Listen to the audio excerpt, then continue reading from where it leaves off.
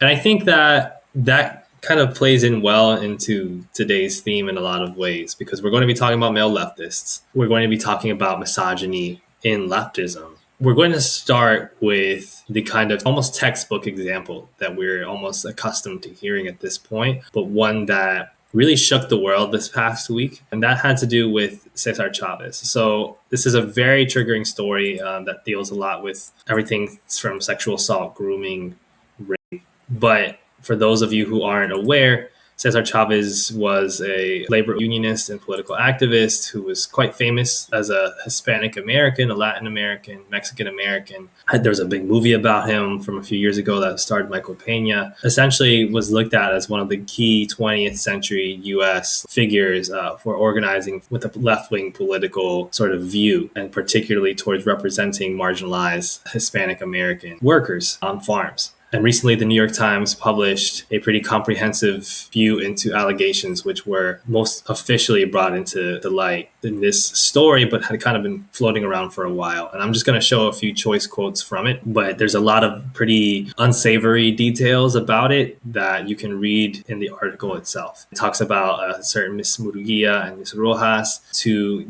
organizers who were daughters of longtime organizers who, as minors, were essentially almost systematically and constantly sexually assaulted by Cesar Chavez. In the case of Miss Murguia, she was frequently molested by Chavez, who had known her since she was 8. The molestation began when she was 13. She became so traumatized that she attempted to end her life multiple times by the age of 15. This was also apparently part of a larger pattern, as was reported, of sexual misconduct. And one especially news-grabbing headline from this was that Dolores Huerta, who was a key sort of ally of Cesar Chavez and a forefront figure of the movement, the person who coined the phrase "si se puede," which became very famous just in general pop culture, was also sexually assaulted, raped multiple times by Cesar Chavez, and carried to term 2 pregnancies, 2 children that she ended up sort of having to give to other parents. This also included, reporting about how this was attempted to be brought to light for multiple years, but Cesar Chavez's relatives and former UFW leaders sort of didn't make many efforts to fully investigate these accusations, acknowledge the victims or apologize to them, and women were discouraged from speaking out. And this kind of gets to a lot of the systemic point, which is that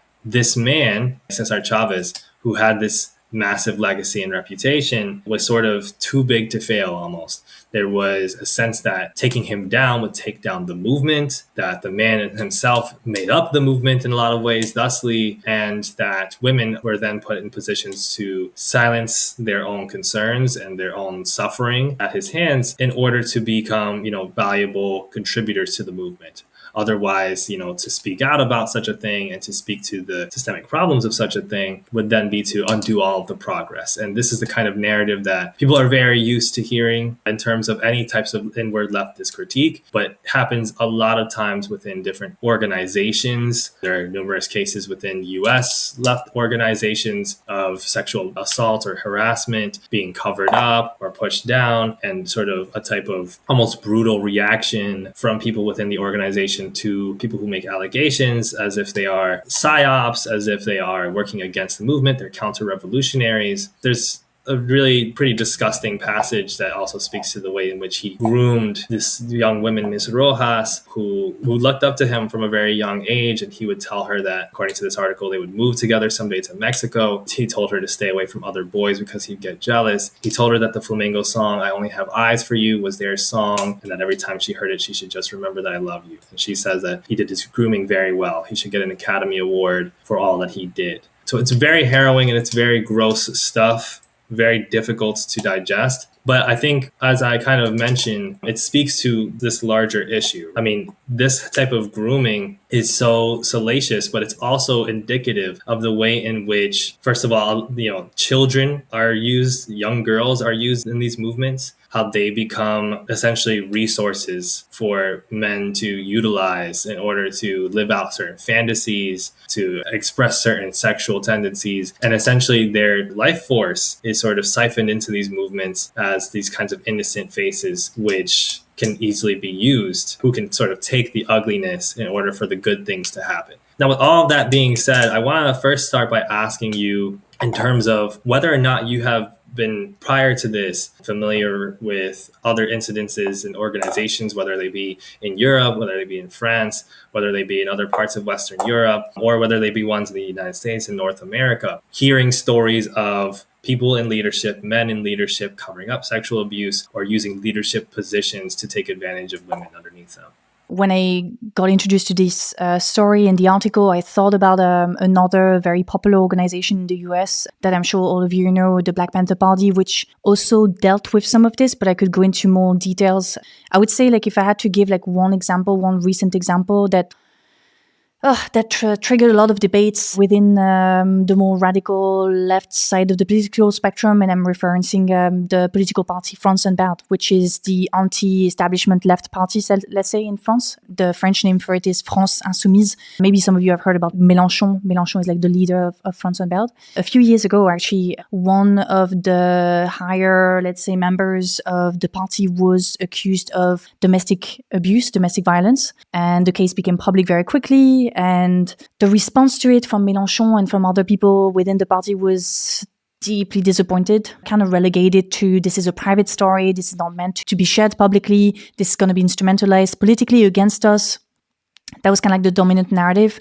Yeah, that was really frustrating because a lot of us feminists saw France Unbowed as like a force that we could trust, individuals that we could trust, and seeing that those behaviors not only exist in this movement, but also aren't handled properly was deeply, deeply annoying, worrying. And personally, I remember like that was actually something I mentioned in the book you mentioned earlier, the essay Collapse Feminism, which, however, I do want to emphasize that we're actually doing, all the authors from this publisher, we're doing a boycott campaign because there are links to Israel. So please don't buy the book. There are many other ways to find the book if you want to read it, but please don't put money into it. But yeah, but like in the introduction of this book, I remember mentioning that specific case and saying that it was just a reminder that the feminist cause cannot be detached from all the forms of left-wing activism. And I feel like this story and many other stories in the past or even today show that again, because I feel like the thing that's so frustrating about the stories is like feminism always gets presented as like a burden, like something you have to do because if you're a left-wing movement, if you're a progressive movement, that's the box you're supposed to check. And it always frustrates me that those things are separated and not seen as like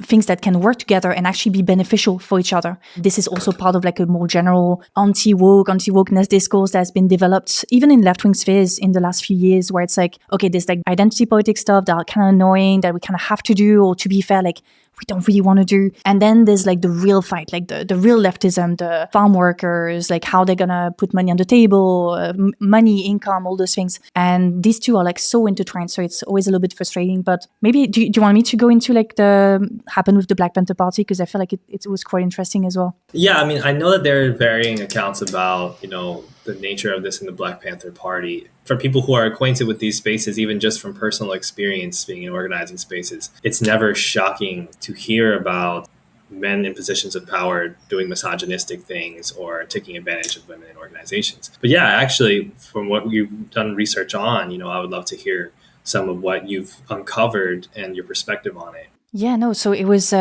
super interesting actually, because there were accusations of sexism, of assault and stuff like that in the party.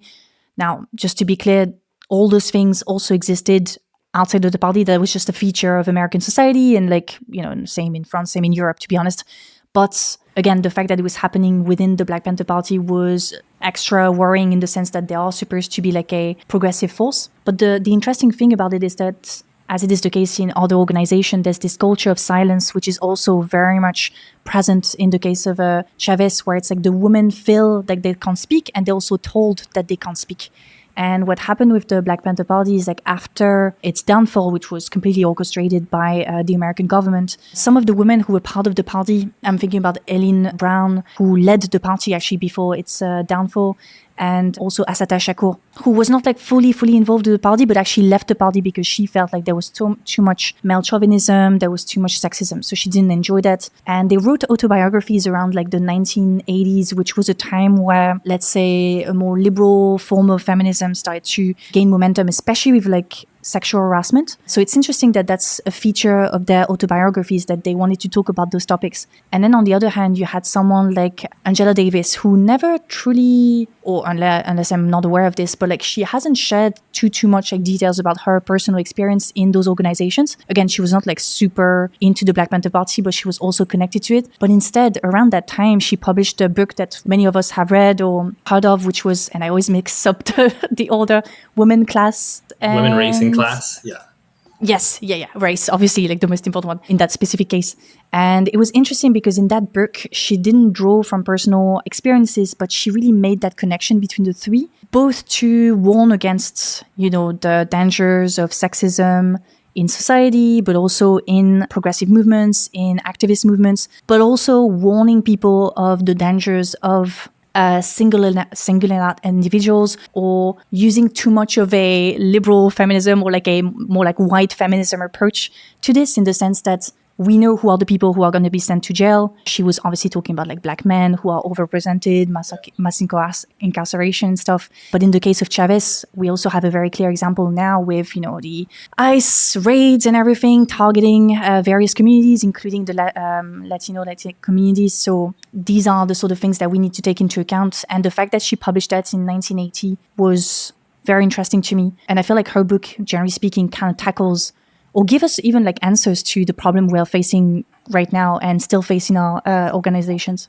Yeah. And to your point, and to the greater point about the anti-woke left sort of narrative that's emerged, one of the great critiques of Cesar Chavez, which is not something that was particularly hidden because it was a prominent feature of his activism and his organizing work, was that he was very anti-undocumented immigrant. He saw undocumented immigrants, illegal immigrants, as essentially strike breakers, and coordinated on multiple occasions to sort of work to deport undocumented immigrants or to exclude undocumented immigrants from receiving specific workers' rights. This also, I think, speaks to, for one, the very flawed nature of even just the idea of the hero worship that tends to gravitate around men in organizing spaces and in leftism, which we can kind of get more to with some time, but also the nature with which misogyny and patriarchy not only interlinks with other sort of marginalized communities and understanding marginalized communities and their needs as important,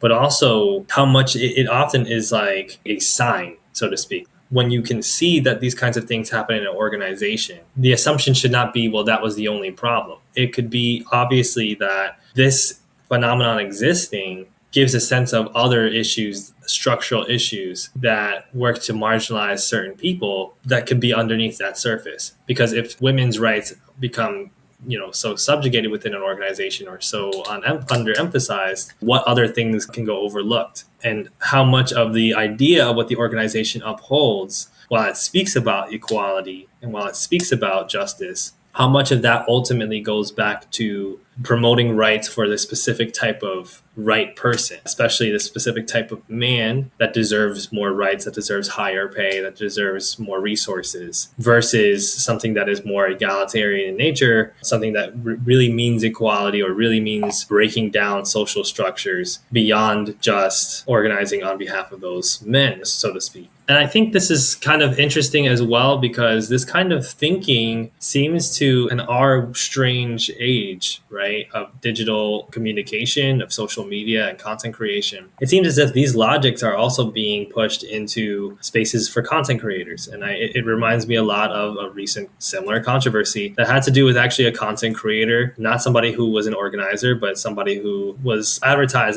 himself as sort of the leftist lawyer, Alex Peter or loloverruled, who would make a lot of pretty viral content on TikTok, educating people about criminal justice, giving people legal education. He was a close sort of associate with Hassan, though not super close, and was pretty prominent in the online content creation leftist sphere in 2024 and 2025. And a similar sort of controversy followed him, where, and not to use Times of India, but the sort of brings together the information in a neat way. There were several women who came forward last year with allegations about him being a sex pest and a serial abuser. This became something that was a subject of a lot of discourse for a day or two, mostly people just outright condemning this person. But you could also see that this content creator got into this position, this man got into this position partially because some of these same sort of structures with which we are kind of used to seeing men, we're used to sort of using to uplift men who do woke things, are very convenient tools through which men can cover up their own misogyny, their own sexism, their own bigotry, their own abuse of other people.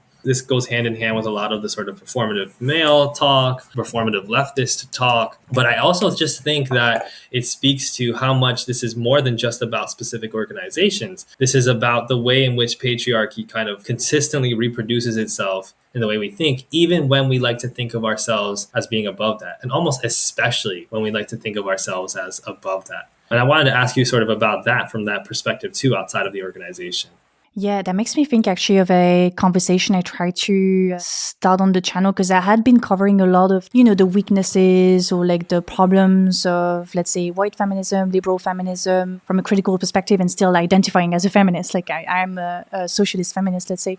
And I remember like that moment where it felt like the message that was getting across to some men, let's be honest, was that the problem wasn't them, it was the system. And while I totally agree with this, we are product of systems and stuff, I was a bit confused that was almost used as an excuse not to engage in any form of introspection, or how are my behaviors enhancing this type of whatever system or whatever. So I remember making this video on the Hollywood baby girls, it was kind of like early performative male feminist in the context of Hollywood, the guys who kind of portray themselves as this feminist or whatever, and how that was kind of flawed in some sense, but also that was an opportunity to say, hey, we live in a system, etc., but we're not just a bunch of pawns, we can make choices and we can make the right choices. So I felt like that was a conversation that was kind of necessary and kind of connects to this case here as well, where especially in left-wing sphere, because we have this structural systemic understanding of society, there's sometimes can be a tendency to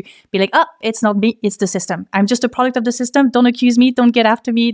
It's not my problem. And I feel like it's still important to bring accountability and also offer solutions for rehabilitation or even transformation. And it's being more and more used, this term of transformation instead of just rehabilitation, because we've seen some programs, rehabilitation programs, especially in my case, I would talk about Europe, and some of them aren't as effective as we would think they could be or hope they could be. So now I see more and more activists talking about transformation in the sense of it's not just about rehabilitating an individual, it's about transforming society completely, or rehabilitating society, and in the sense of getting rid of all those patriarchal norms and the patriarchal system in general. But with the story of, I can't remember his name even, and to be fully honest with you, I discovered him with the scandal, and then I heard about stories of women who, connections who could say, this guy was a bit of a creep, to be honest. So I was not surprised, but I feel unfortunately, and that's definitely a discussion we can have, whether it's with organizations or online, the fact that it's so much creator-led or hero-led raises a lot of questions as well. And one of them is, for me, and a question I always ask myself so regularly, it's this thing of, can we create movements? Can we have platforms that are not so personality driven, if you see what I mean, whether it's the organizations or on YouTube? And I don't know if I have an answer to this. On social media, it feels like it's going more and more towards one face, one personality, and then the structure goes behind. And in organizations, in movements, I feel like it's still kind of the same as well when I look in France, for example. But the thing is, sometimes the reason why we have those hero figures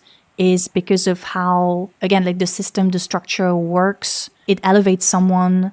People are drawn to the personality, and then when the personality is not good enough, then that's where issues comes in. And I remember having discussion as well in another video that I did on the limits of healthy masculinity. Because if we have bad guys, then that means we can have good guys. But the thing is, what does that mean to be a good guy? And how much can we trust positive role models to do the job of shifting culture entirely? And again, I'm not saying I'm against positive role models, but it's just resting an entire cause on someone, one person, is so risky. So I don't know, what would you answer to this? Do you think there's a possibility to build movements that are not as much so centered on like one person, one figure.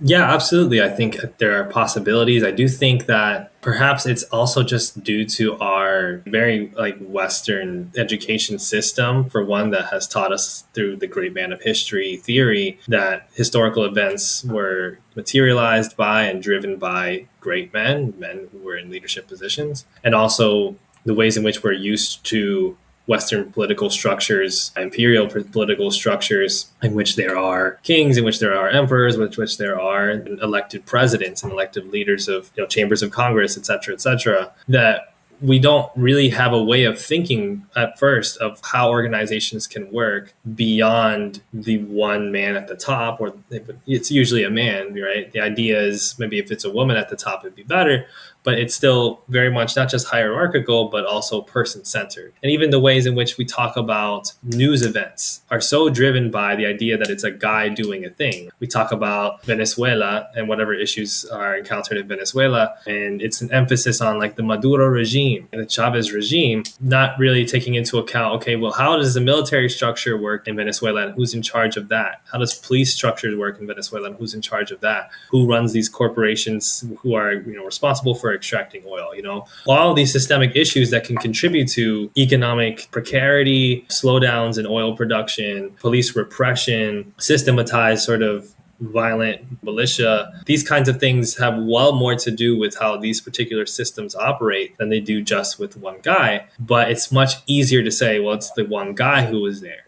And when that guy goes, then other things change. And frankly, the more that we interrogate our reality, the less that seems true. And likewise, when we look at organizations, I think there are pretty simple ways that people can reframe language to circumvent these same ways of thinking with how they look at an organization. I think about, the Zapatista movement in Mexico that had essentially a person who was in charge of speaking and who was in charge of speaking to international press and being sort of a figurehead for communications, and Subcomandante Marcos, but was not ever attributed as the leader of the movement, nor was ever attributed as a president's figure or any type of like particular leadership figure. His leadership was in communication, right? And so that we know him and we have a sort of figurehead in the ways in which, leadership in particular areas are necessitated, right? Leadership ultimately is very useful. It's a very normal part of how anything gets organized. But when we look at our leaders more as fulfilling a specific role or specific needs rather than the necessary life force through which everything else emerges, then we get a picture of, okay, this is why the leadership model doesn't work. And it's quicker for us to then see how specific movements delve more into hero worship and complacency than they do with dealing with an overall movement of people. Because we can tell, because everything is about this one guy. And I think that this also has to deal with, like, you brought up a really important point, the accountability mechanism. If I see my role in the organization as just fulfilling the orders of a guy from on top or a group of guys on top, then there's little that I can do. And capitalism has sort of organized a system this way, and thus has not only given us the problems that capitalism gives us, but also gives us a convenient out from which we can avoid taking accountability for our own actions, right? And as I evaluate, for instance, like this Reddit thread from Ask Feminists about experiencing misogyny in leftist or progressive spaces, I quote this comment from this person, Proserpinax, in my thumbnail, who talks about, this idea of people thinking I'm a leftist, I know things so I can't be sexist, but then talk over women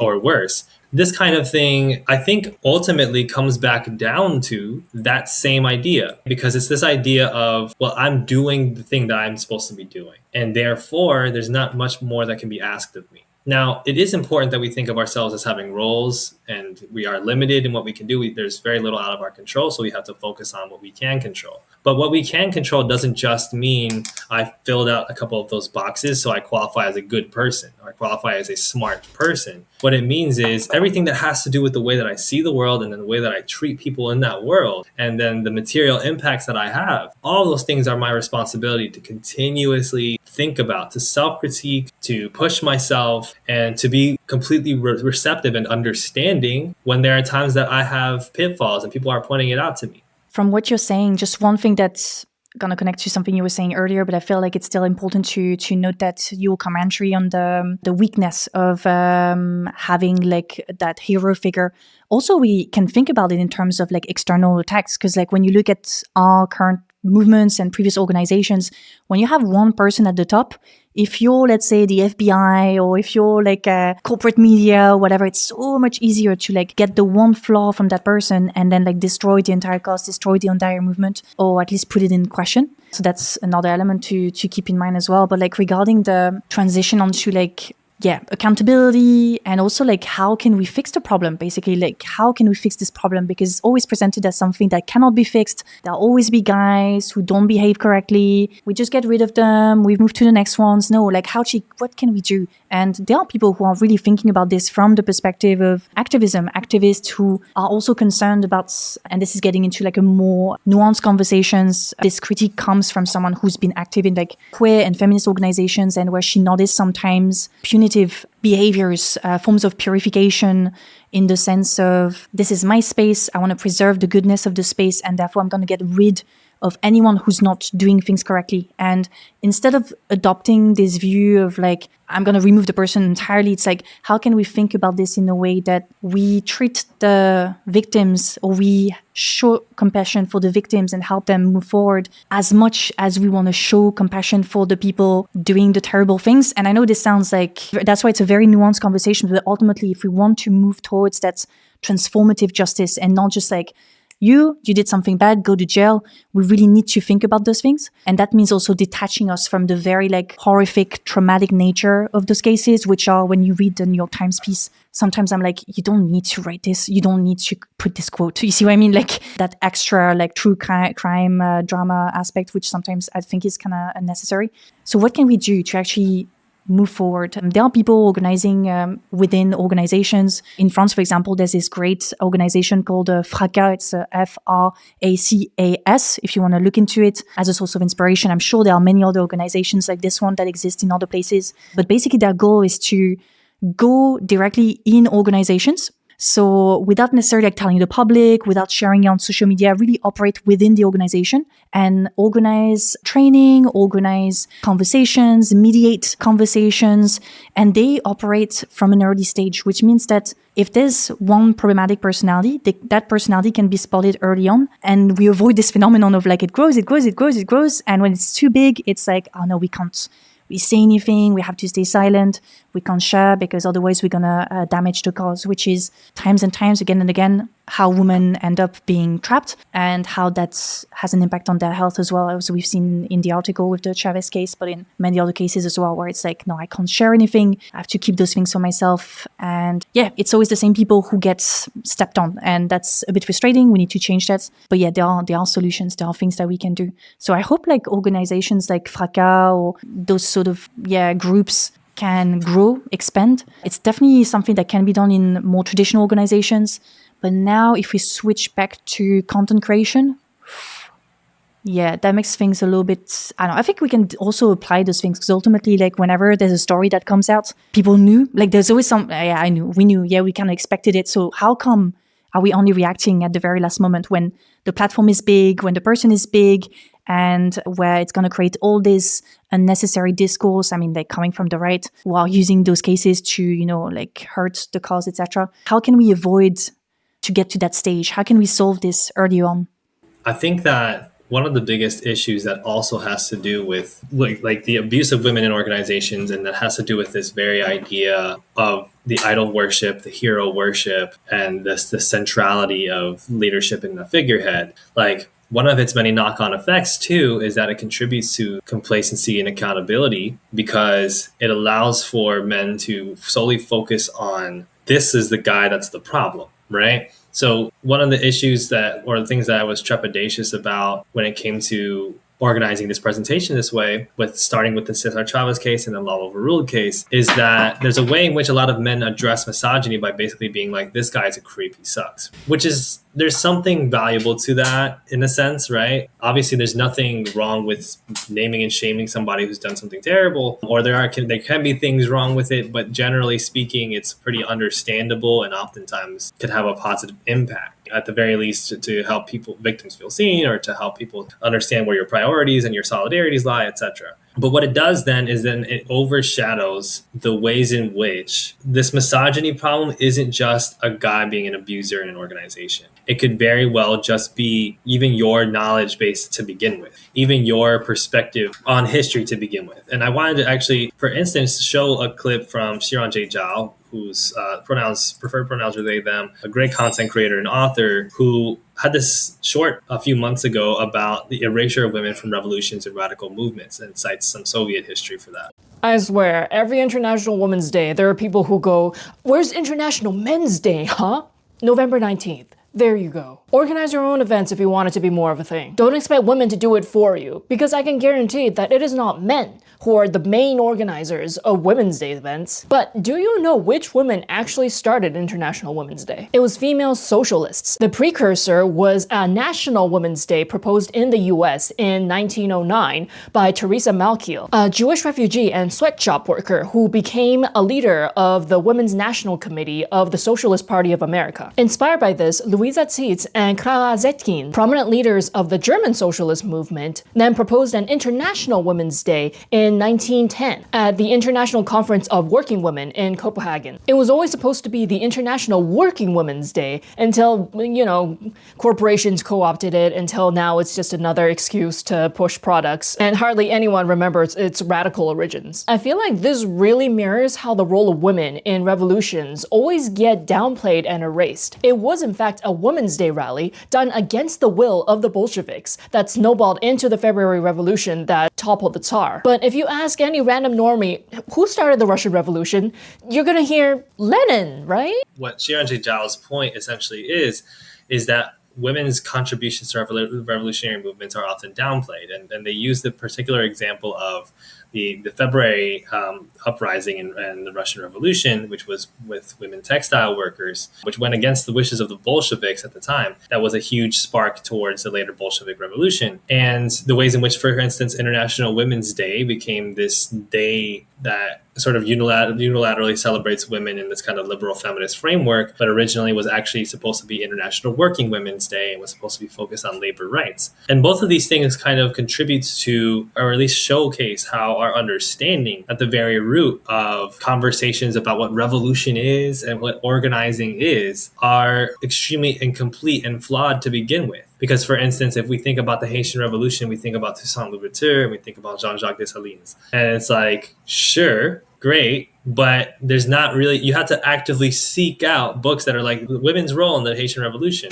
And that gives you the impression, for one, that those roles were secondary or sort of peripheral and not that important to the driving events. And it also gives you the impression that whatever their role was, it was essentially doing the same thing that men did, but it was women that did it. Whereas, for instance, in the case of the women textile workers, or in the case of the Haitian Revolution, women's organization to do espionage, or sometimes fighting, or sometimes their coordination of voodoo, a spiritual practice, that was a key point of how culturally and consciousness wise enslaved peoples were motivated in their uprisings, how they were coordinated, how they organized, how they cloaked their organization, and became a central force in seeing what their role was in slave uprisings as not just being a good idea, but central to what they had to do as a living being, essential to their spiritual core. And all of these things are things that we're used to seeing as not as important, but without those things existing, or without the very,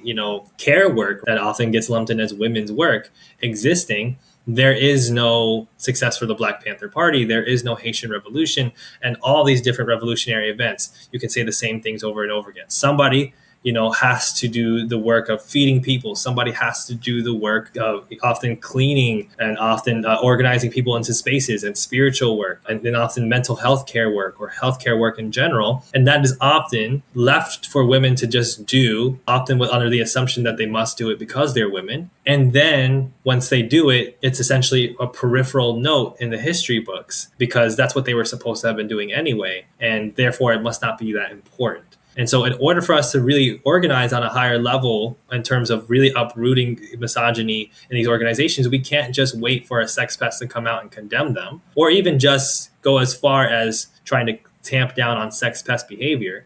we have to reassess what we think is actually valuable and what we think revolution actually consists of in the first place. Totally. And even like either you don't talk about it, so like it's a little note at the end of the chapter, at the end of the book, or like, I don't know if some of you have watched some of the Doge Bros clips, but or gets labeled as DEI, and then you cancel the grants and you cancel everything. So it's tricky. Yeah, it's tricky because you don't want to have to, but that's kind of what I'm doing personally, because I'm doing like a little series on that, because this whole conversation we're having right now, like what was the motivation for me to start a little portrait series of women who were violent, women who were dangerous, because I grew kind of frustrated with, not to criticize Me Too, because obviously like that's a gorgeous movement and like that led to some key victories in so many aspects, but at the same time, because with feminism has been shared to the public, exposed to the public through the lens mostly of trials, at least in the last decade with the Me Too trials, there's been this over-representation of women as victims, but a specific type of victim, like the so-called perfect victim, because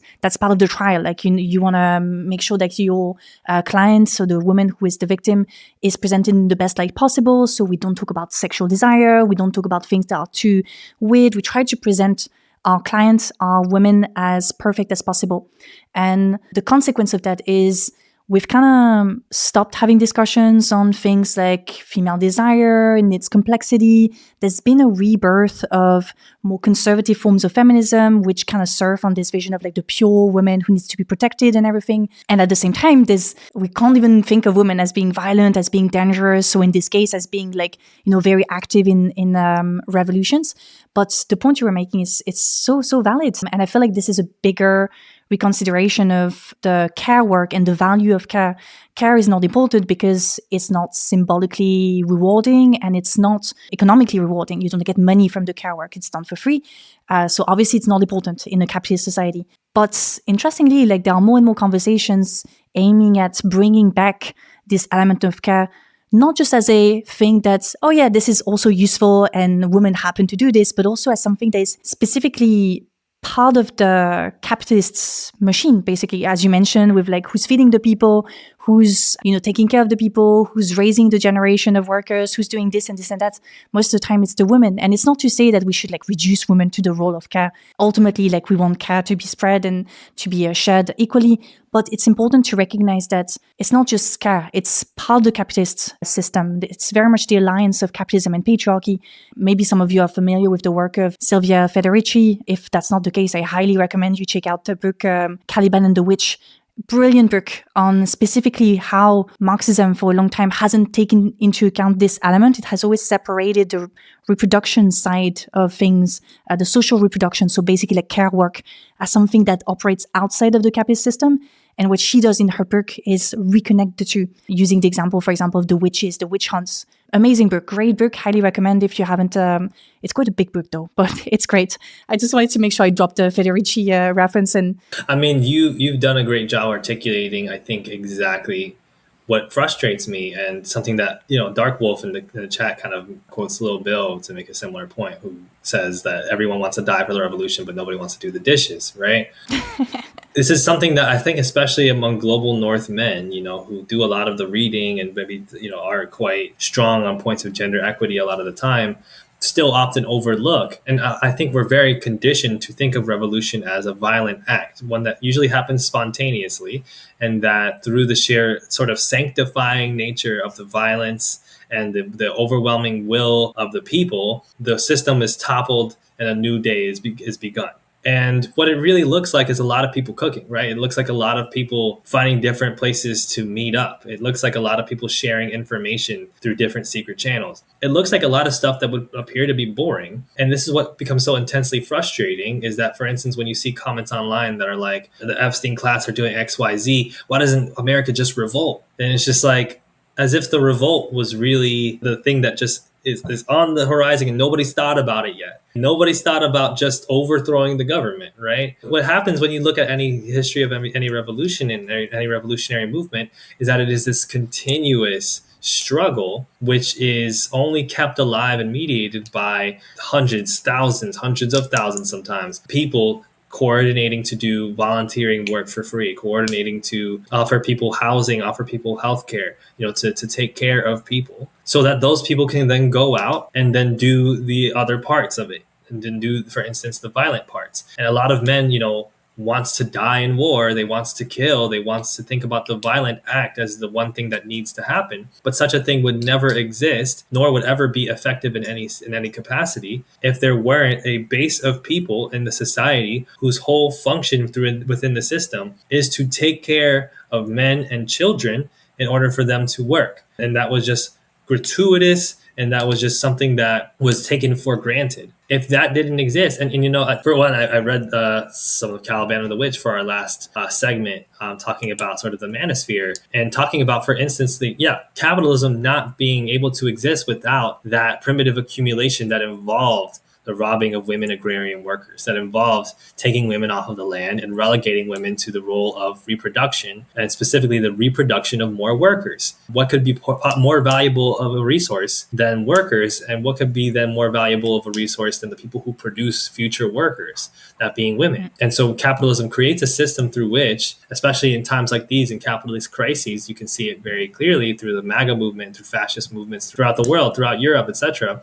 There is this heavy emphasis on women getting back in the kitchen, or women reproducing, and the scary birth rate decline. All of that is not a coincidence. It's not just backwardsness. It's not just cope. It's a fundamental pillar of how the system works. And then for two, I've also been reading a little bit of this book, The Dawn of Everything by David Graeber and David Wengrow, who are anthropologists and archaeologists respectively, and have pretty left-wing tendencies. Some say more anarchist tendencies for David Graeber. But they sort of unpack, for instance, in this one chapter talking about Northwest and California indigenous societies, the role that slavery played, especially in Northwest Pacific societies in what would become the United States. That Washington, Northern California area, you would consistently see people in what would be called these capturing societies say that the purpose of taking slaves was to take their vitality, their life force.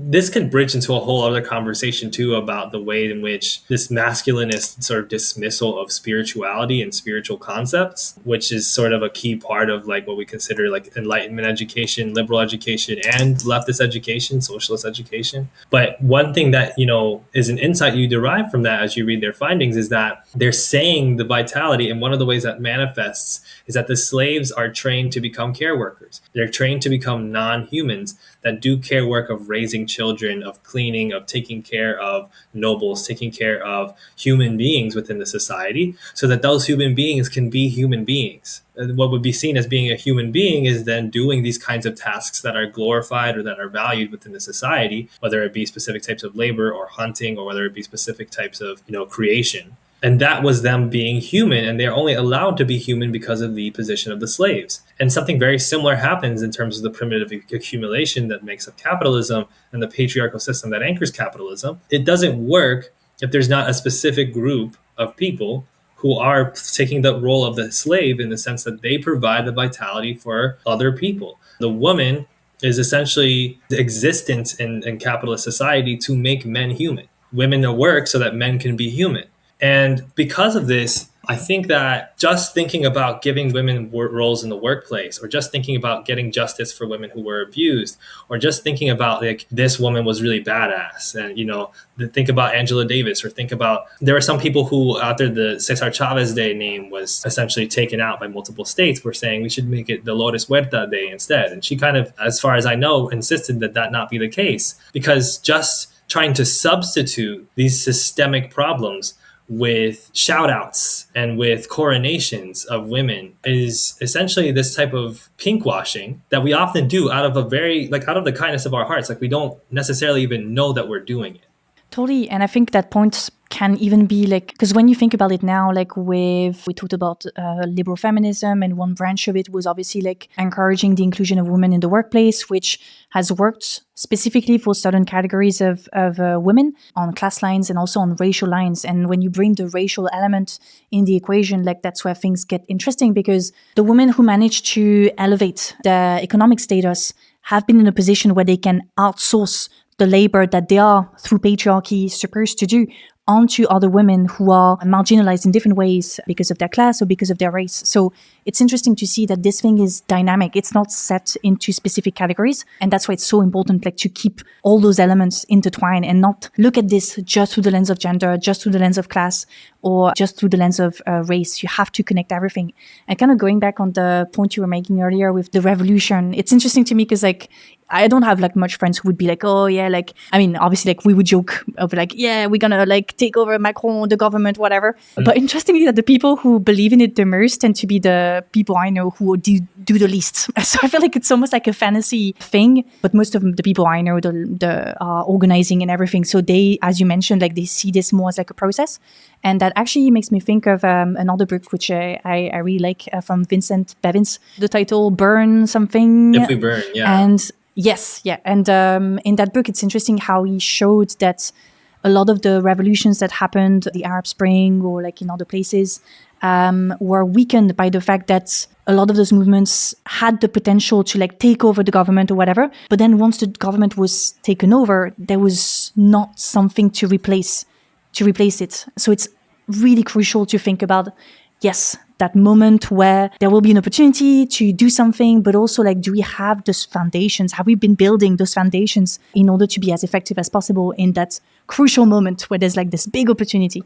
Yeah, exactly. We so often glamorize and aestheticize specific aspects of what social change is and specific aspects of what revolt and revolution is. Even when we talk about contemporary politics, when we talk about war with the United States and Israel against Iran, we talk about this idea of like, well, Iran's going to bomb us, or Iran's going to win the glorious revolution by destroying the United States, or we're going to talk, on the other side, obviously you have a right-wing narrative about crushing the sort of ne'er-do-wells, crushing the sort of savage Persians and their backward society, allowing for them to build the good one, right? The good society. And all of these ignore the everyday lived reality of what it's like to be a person in the United States or in Iran or in Israel, which is very much, you are systematized to carry out specific functions on behalf of the state. And the more that you investigate that, the more that you can see that it has to do well more with what you can consistently build and the processes through which you can consistently build something different. It's not just a matter of something happening.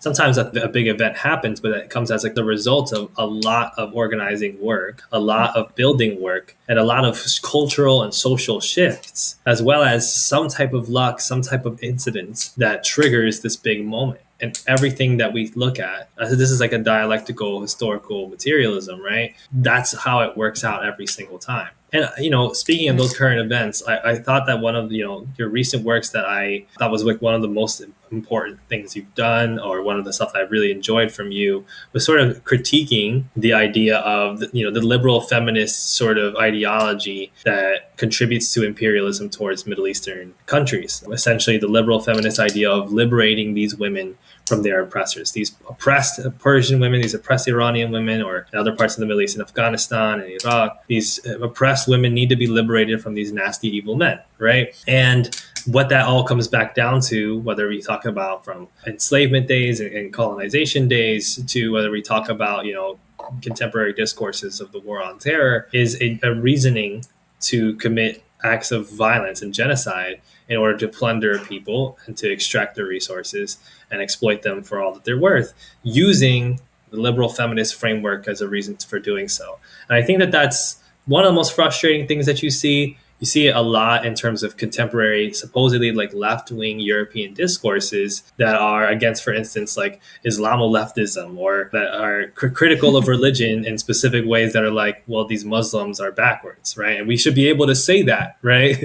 There's this idea of, well, obviously, if we're leftists, we should be able to say that Muslims are backwards because they are, without actually recognizing like what kind of social and cultural institutions are at play and what kind of dehumanizing things you're doing for the sake of like supposedly carrying out this sort of social justice framework. And so I'm curious to ask you about what you point people to do, rather than look at individual instances of social injustice against women, individual perpetrators of injustice against women, and trying to bring them to justice or change their culture as your way of standing up for women. What is it that men can do instead to reflect on how they're actually carrying out misogyny in their real life, right? On a practical level, I would say just, I don't know, like I feel like most of the time when something is wrong, we notice something wrong around us, like our instincts can be quite good. So I feel like if you feel uncomfortable about something early on, a pattern that you notice, a behavior that you notice, it's always good to, ask a question. Hey, how are you? Like, is this a problem or something like that before? Because too often we just like, oh no, it's going to be okay. It's going to be okay. And then time passes, and then it blows up into something bigger. And then now you regret not acting earlier. But I feel like people are doing that more and more without necessarily flipping into the, calling out where it's like all over social media, this person is bad or whatever. Trying to build those mechanisms early on within an organization internally.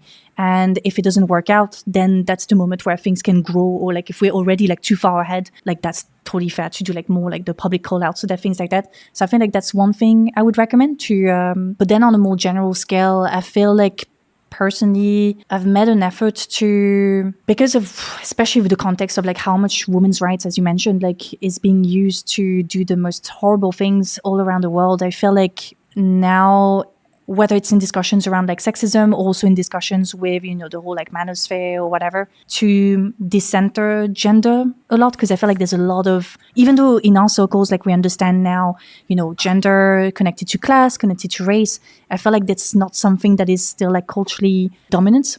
So in terms of commentary, in terms of video essays, that's the thing. I'm always trying to decenter gender while still keeping it in the conversation. With the manosphere, for example, that will be talking about the economic conditions into which a lot of men find themselves in and how that make them more susceptible to fall prey for the sort of discourse that the big manosphere guys do.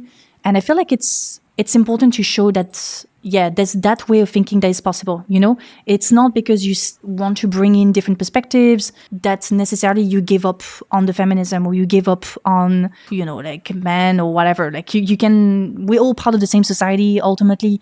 Yeah, so I feel like that would be the two things I'm thinking about, both on like a practical level and on a more like ideological, having an impact on the overall movement type of level. But yeah, just like for us, I guess like talking about those things, educating ourselves, reading. Yeah, I guess like that's the best we can do, can we? Like, I don't know. Yeah. One thing I would like to add though, because we started this thing saying, oh yeah, we're trying to stay optimistic and everything. I think it's okay to be pessimistic, and we shouldn't see pessimism as something that prevents us from acting. Actually, quite the contrary. A lot of people act not out of like hope for a better future or like whatever, but just because of survival and because like that's the thing that needs to be done.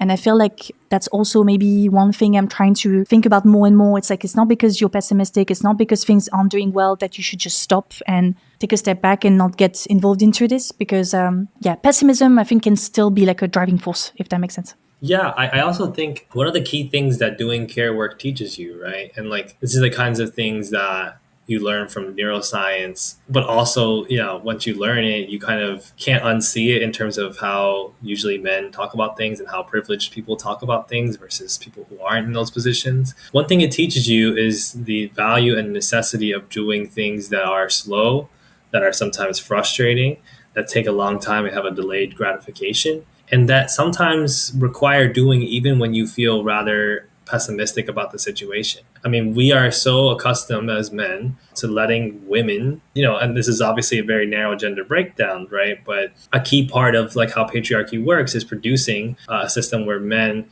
and boys let women do all the care work. And oftentimes women are in those positions doing that care work and they don't feel particularly optimistic about who they're doing it for. They might recognize there are a lot of problems with the house that aren't getting fixed, a lot of problems with the husband, a lot of problems with the son, et cetera, et cetera. And they still do that work because of the necessity of that work getting done. Who else will do it? What else are we to do? And I think it's I don't want to like do a specific call out of this creator because I actually have had great conversations with this creator. I think that they're generally really great and a lot of their videos are really great. So I won't name them, but I watched a video of a leftist white male creator recently who is talking about sort of the collapse endemic with climate change and like expressing a lot of pessimism about the future. And one of the ending comments that he makes is like, I'm going to be cleaning toilets in Ottawa.